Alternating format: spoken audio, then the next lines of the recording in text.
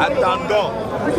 Le secrétaire général va tenir un point de presse tout à l'heure pour fixer l'opinion. Il reste, il ne faut plus s'en prendre aux journalistes. Comme ils ont parlé de TV5, c'est comme ça que nous avons invité TV5 pour faire voir à l'opinion la vérité. Ils ont dit ceci. La CENI ne pouvait pas publier les résultats parce que la compilation n'était pas terminée. Nous prenons seulement leurs idées. Mais en vertu de quoi, ils disent que non, il faut qu'on proclame la vérité des urnes. Comment on peut parler de la vérité des urnes? Entre-temps, ils disent que non, la compilation n'était pas terminée. Ce sont des gens que Katumbi manipule. J'ai dirigé la cellule de communication du rassemblement. Je connais l'influence qu'a M. Katumbi sur l'église catholique et sur le reste des médias. Ne soyez pas impressionnés. Comme ils ont choisi la voie médiatique, nous avons des arguments pour démontrer clairement que tout ça, c'est la haine tribale de M. l'abbé Donatien Joly qui défend Fayoulou, son frère des tribus. Ça n'a rien à voir avec la vérité des urnes. Comme ils ont dit à la face du monde qu'ils ont des preuves, qu'ils amènent ces preuves à la Cour constitutionnelle. Nous n'allons pas nous laisser faire. Nous nous sommes battus pendant 37 ans de combat. L'IDP, c'est un parti politique créé sur base des sangs des Congolais. Nous n'accepterons jamais qu'on vienne voler notre victoire. D'abord, je vais vous demander, après cette communication, d'aller tous à la Cour constitutionnelle. On doit occuper la rue pour que les gens nous respectent. Notre silence n'est pas un signe de faiblesse. Nous avons gagné les élections. Au moment où nous parlons, Katumbi envoie l'argent ici pour créer le désordre. Il est en train de lancer des messages de haine contre l'ethnie Luba. Ce n'est pas normal. Là, nous interpellons même la communauté internationale de prendre des mesures sévères contre Katumbi et sa bande de Lamuka. Je pense qu'il ne faut plus s'en prendre aux journalistes. Les journalistes vont tendre le micro aux gens et les gens s'expriment. Ce que nous venons de dire, nous attendons que TV5 fasse passer ces messages. Ok? Tout le monde à la Cour constitutionnelle, c'est ça notre lieu aujourd'hui que nous allons occuper. Merci beaucoup.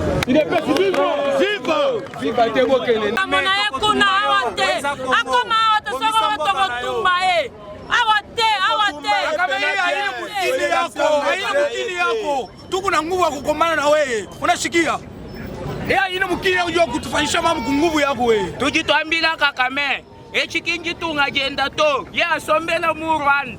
Teto tukiba Congolais tujitwenza malwe to aba Congolais. Ikala mumaya bwanyikala ni limite. Yeye moze mula kabulo l'intérêt là-bas au Rwanda. Ce n'est pas ici au Congo. RDC, c'est le pays démocrate. Démocratie, c'est ici. Nous avons organisé notre élection nous-mêmes. Il n'y a pas même aide des pays occidentaux ou bien pays africains, quel que soit. Nous, ici, nous voulons... Aujourd'hui, nous voulons, n'est-ce pas, dévoiler un secret. On comprend aujourd'hui que c'est la France qui est derrière tout ça. Parce que le code minier a été révisé tel que nous le savons. Mais nous sommes en train d'interpeller la communauté internationale, y compris l'Union africaine, qui est dirigée, n'est-ce pas, par un Kagame qui n'a jamais été un modèle ici en Afrique centrale. Je cite même Sassou. Ces gens n'ont jamais organisé les élections chez eux. À Goma, les Congolais, on les tue matin, midi, soir par les mêmes Kagame. Kagame ne veut pas que ce Congo change. Mais aujourd'hui, nous, la jeunesse de ce pays, nous avons pris tout en nos mains. Donc même Kabila qui est en train de partir, ce n'est pas parce que Kagame nous avait aidés, mais c'est parce que nous, le peuple, nous nous sommes soulevés aujourd'hui pour qu'il y ait, n'est-ce pas, alternance dans notre pays et pour que la démocratie puisse, n'est-ce pas, être exprimée à tous les niveaux possibles. Donc nous conseillons, n'est-ce pas, Kagame, de rester loin de lui. Sinon, ce que nous ferons va impressionner le monde et ce que nous allons faire sera une histoire et restera une histoire farouche ici en Afrique, je dirais, partout au monde. Merci beaucoup, je pense qu'il nous a compris, il ne reviendra jamais dans ces pays. Merci beaucoup. Papa.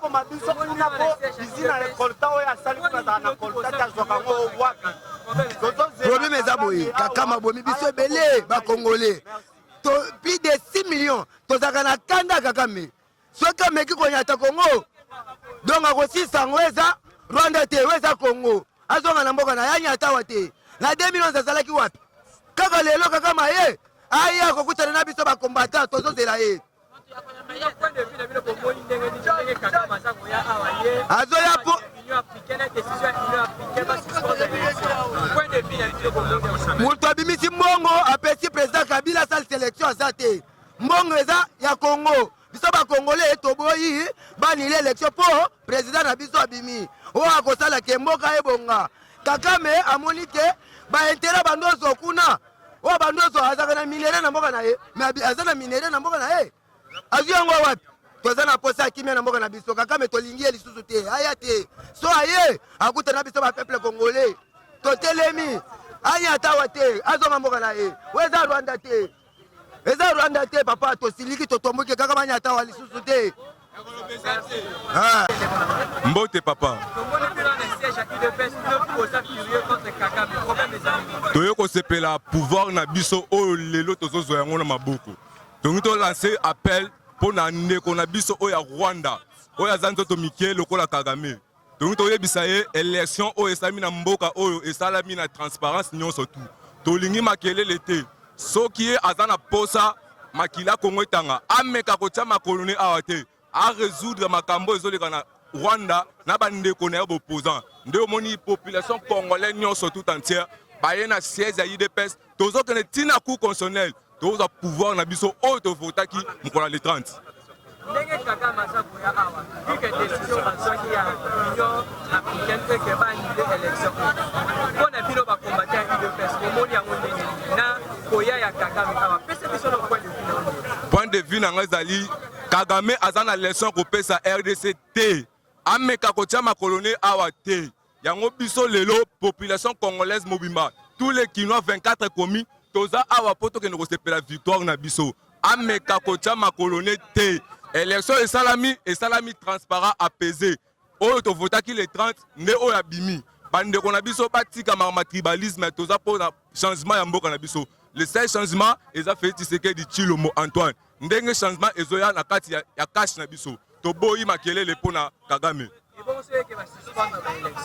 soki basuspendre élection oyo esalami nazoloba nanu élection c'est la première fois esalama c'est la première fois na mboka na biso bande salama aza na tante aloba asuspendre to annuler élection oyo soki annuler élection oyo toko prendre en charge pour na biso moko nde maloba papa isaki so prenez-vous en charge nde toko mi prendre en charge soki ba annuler élection. Merci. Mbote ndeko journaliste. Tomoni bino na siège ya UDPS bakombata boza furieux ezali mpona likambo nini d'abord yebisa biso to ye awa na esika oyo po tolobaka eloko moko tofustige oyo tomoni ezoleka na ntango oyo nenapesa lisese moko boye ezata na bible oyebi na ntango ya roi Salomo basi mibala nduma bazowela bebe oyebi deja nini ezalaki oyo azalaki akomaki mwana na ye abandaki koloba nini tokata mwana katikati comme ça ngai to perdre biso nyonso mama mwana solo bandeki koloba nini tikela ye mwana ngomo na mona tala bomoi nde to vivre lelo oyo toyebisa peuple congolais toyebisa bato nyonso ete toye na esika oyo po soutenir à 100% candidat du peuple, candidat UDPST, candidat à peuple congolais, au besoin de voter qui pour être la chef de l'État lelo. Yango toye pour l'accès soutien à biso pour que le Félix Tshisekedi cour constitutionnel a promulgué a bimis a déjà arrêt au Sengela qui peut poser là pour y être la mokonzi mboko. Papa na ngai to monaki na réunion union africaine et que basaki réunion baserenisaki basaki décision que cour constitutionnel ya mboka na biso ba suspendre ba élection.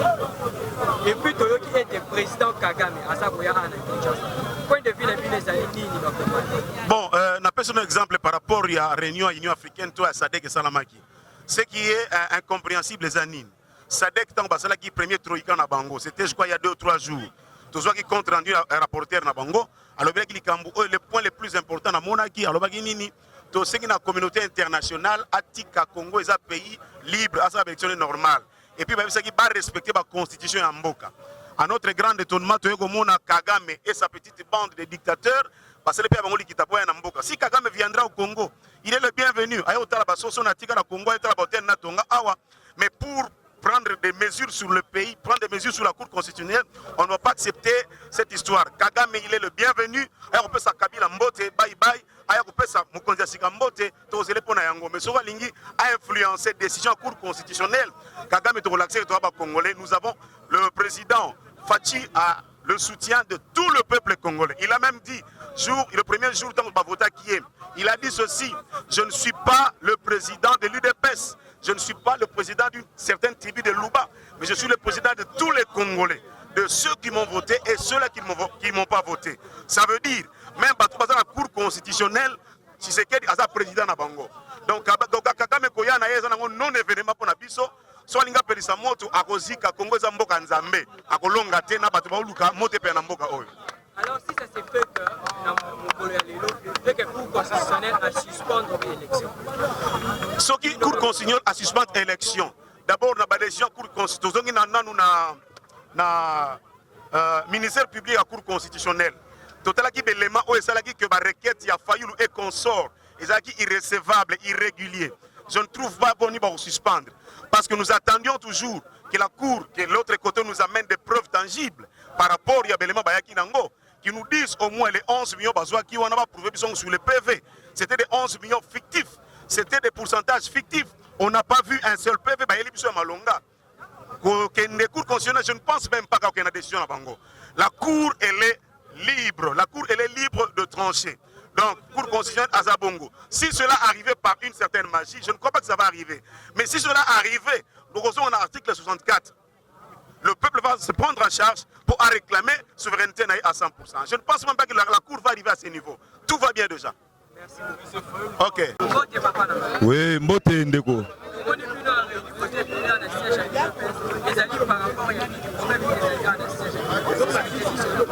Bon, biso awa boye ezali tobenga rango lelo toyaki matinée politique oya biso comme d'habitude tosilisi matinée politique le secrétaire général akei biso totikali tosala banalise ndenge nini tokobongisa mpona investiture ya président na biso ndenge abimi président de la République.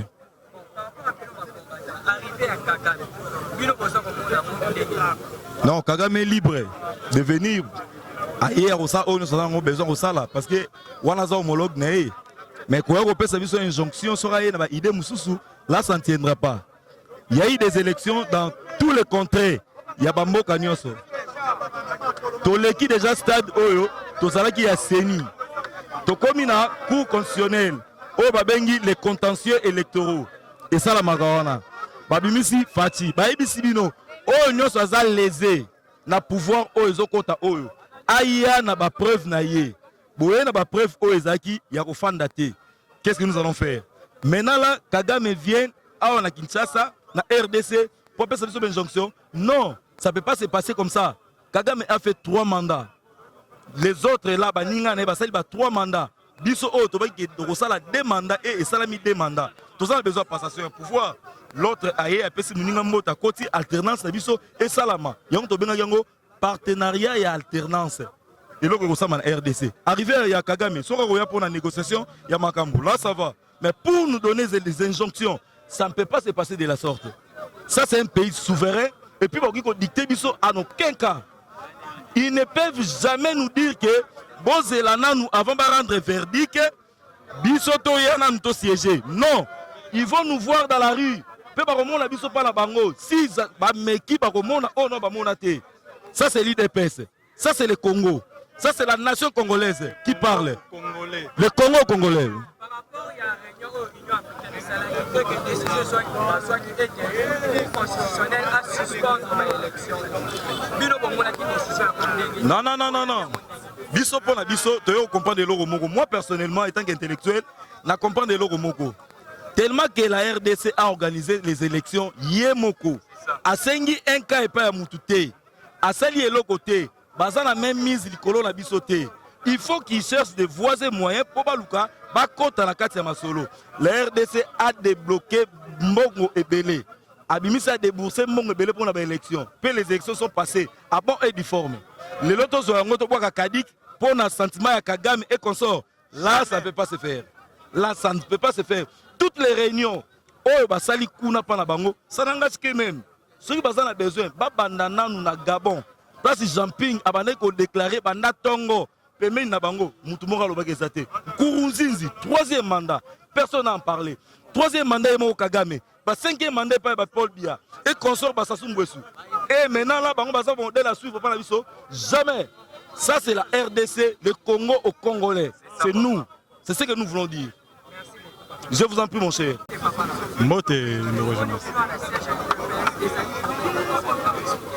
Bon, premièrement, tous les Sénégalais, pour tous la confirmation de victoire en Abisso. Il y a un qui est tous réunis.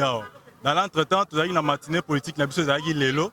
Et tous s'engager, tous se mobiliser, tous dire que non, tous qui ont un cours conditionnel, tous qui ont un verdict à Souka, ou va proclamer Bisso, tous va définir une victoire en Abisso, va officialiser en haut. Par rapport à la réunion africaine au Bassalaki, et que Bassalaki a décidé que va suspendre l'élection pour bon, na Korolo premièrement, Bino nde bozo pesa ngo valeur Union africaine pour nga na obenga ngo Union des dictateurs africains. Donc bango pour na bango baza souci à se protéger entre bango. Comme bamoni muninga à prendre conscience, à désister, à passer flambeau pacifiquement la moutoire au succéder pour na bango bamoni qui va pouvoir na bango peut comme menacer. Na ba échéance à venir les gana moko na bango peuple na bango va prendre conscience ba ça tout basa la RDC sali. Nenge France fanon na zairo lo bageno RDC Afrique est en forme à revolver. Gachette nango eza na Congo na Zaïre awa. Donc au RDC déjà et sali lelo yeba ki eza déjà kobima ya bal union pour le développement en Afrique. Donc Afrique mobimba ba Rolanda geste biso ba congolais to sali. Bino ba combattant arrivé à Kagame en RDC. Bon, Kagame a zane moutouloko la homme politique nyonso akoya na Congo, mais non aya pour na repesa biso injonction pour RDC c'est territoire ya Rwanda te. RDC c'est un pays souverain. Car ané Kagame a muké na pays na muké, azo quand même pas soni à rediriger pays munene loko la RDC. Na éviter na miracle ni. Dès que besoin que le cours constitutionnel soit qui est des décisions qui que va suspendre l'élection pour une décision point donc ça la ligne. Déjà biso toza déjà na nsengo po toza na ba résultat na biso toyebi que président na biso nda gagnaki. Donc idée ya ke oh non po muto a gagnaka ndera na ba preuve. Toyebi sa bango comme ba fundi biso ba kendo lakisa ba preuve na bango ba lakisa preuve ata moko te. Ba kenda ikuna ba preuve ebele oh non toza na 11 millions, toza na 8 millions et banto baza déjà ba mo baza na sérieuxité. Donc biso ne toza na victoire, toza serein, tokeka po na koyoka verdict na biso ya suka et puis tozonga. Donc toza na victoire. Merci beaucoup. Merci.